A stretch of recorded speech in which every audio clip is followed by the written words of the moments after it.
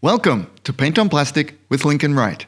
Okay, first off with the building steps, I decided to try out two of my medium range nippers, both from Mineshima, just to feel how they are. I know my topping guide hands ones are really awesome, but they cost more. One set of them I could get this one and maybe two of these for that much. Plus some of the plastic on the Jesta, it's an MG, but it's a little older and some of it's a little rough. I'm feeling that these ones are really nice, but they are thin. And in some of the techniques that I'll show you in a sec, I'm really nervous about breaking them and having them snap off.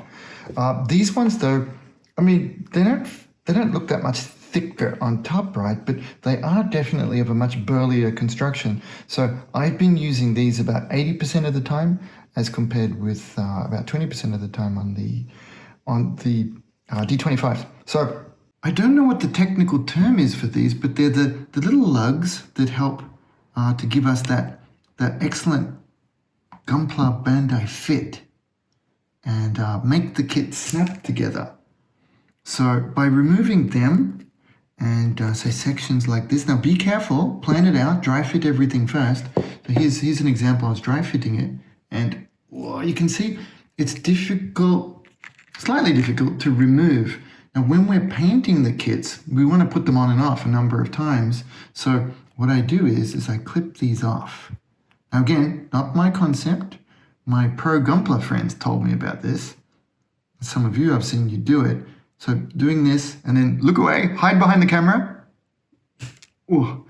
Now for those ones though, I was absolutely pooping in my pants using my guide hand nippers or the D25s. So I pulled out these cheapies again, the D22s, to clip this off.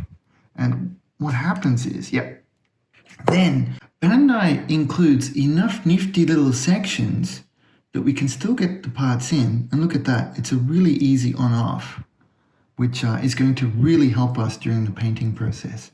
And I do that on most of these, especially the external armor, because we want to put it on and off, and we can glue them into place too, because once we're upgrading our skill set from snapper to custom Gunpla and painting, this is one of the skills that will really help us. For these sharper cuts, I have been using the D25 just because it is a little nicer, up flat against it, kaboom, far side, kaboom.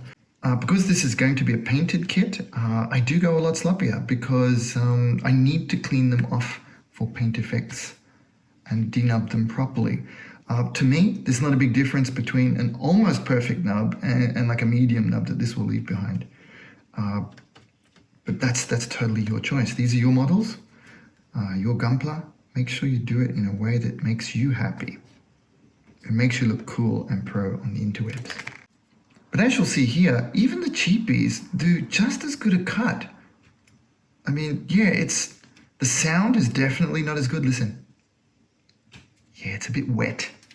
I don't know where I got wet from, but it's a bit wet. Wet's not bad. So actually, I think I needed that off from one of the previous steps too. Now see how these are nice and thin? This is definitely a D25. Did you see me swap between nippers there? Oh, all kinds of jazz hands action. The big difference is I'm using this one for the surface cuts on some of the parts that I know are going to be on the outside of the Gunpla at the end. And I'm using these ones for everything else. Really, really simple.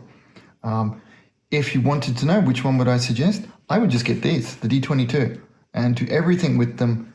Unless I was extra spendy, then I'd get the D25 as well. This was a really quick run through, but I hope you like these little tips and hacks that they'll help you with your Gunpla life. So if you like that, please mash that like button for me, subscribe, and let me know how you're liking the content in the comments below. See you soon, guys. Bye.